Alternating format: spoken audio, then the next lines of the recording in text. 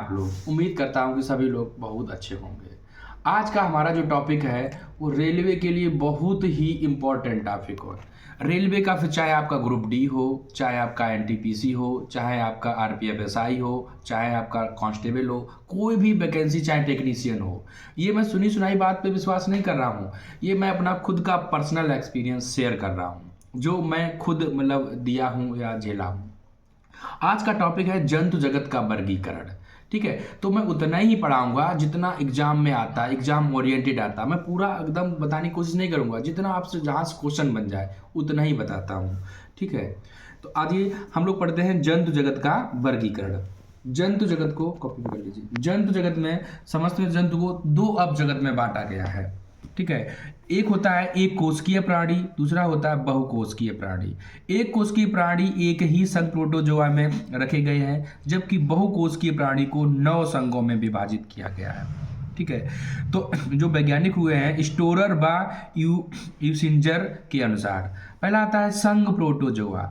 इसमें इनका शरीर केवल एक कोशिकीय होता है। इसके उदाहरण की बात करें, हमको उदाहरण ही याद करना है। पहला आता amoeba, Entamoeba, paramecium, trypanosoma, Euglena, Plasmodium आदि ये संघ प्रोटोजोआ में आते हैं।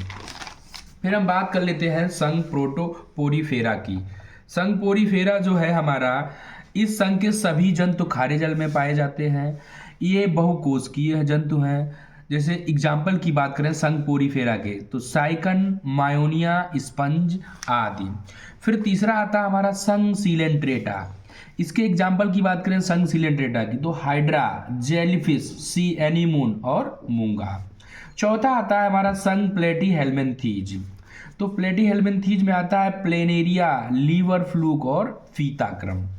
पांचवा आता है संघ एस्केलमिंथीज। इसमें आता है गोल्डक्रम। जैसे गोल्डक्रम की बात करें तो एस्कैरिस, थ्रेडवर्म और बुचेरिया। ठीक है, थोड़ा सा अगर हमने एक्सप्लेन करना चाहेंगे तो एंटोवियस जो होता है पिनवर्म या थ्रेडवर्म होता है। मुख्यतः छोटे छोटे बच्चों की गुदा में पाए जाते हैं। इससे बच्चों को काफ़ी चुनचुनाहट होती है, भूख कम लगती है और उल्टियाँ होती हैं। कुछ बच्चे रात में बिस्तर पर पेशाब कर देते हैं। ठीक है, वुचेरिया की बात कर लेते हैं। वुचेरिया जो होता है इसके द्वारा फाइलेरिया होता है। फिर आता है हमारा संघ एनिलिडा। तो एनिलिडा की बात करें तो एग्जाम्पल बहुत इंपॉर्टेंट है, तो केचुआ, जोंक और नेरिस आदि। फिर सातवां आता है हमारा संघ आर्थ्रोपोडा। जंतु जगत का सबसे बड़ा संघ है। लगभग 2/3 अकेले जो है संघ आर्थ्रोपोडा ही होता है। इसके एग्जाम्पल की बात कर लेते हैं तो तिलचट्टा है, झींगा मछली है, केकड़ा है, खटमल है, मक्खी है, मच्छर है, मधुमक्खी है, टिड्डा टिड्डी आदि। फिर आता है हमारा संघ मोलस्का। ठीक है, तो मोलस्का बहुत ही इंपॉर्टेंट है। इसके आता है, इसके अंदर घोंघा, सीपी, ऑक्टोपस इत्यादि।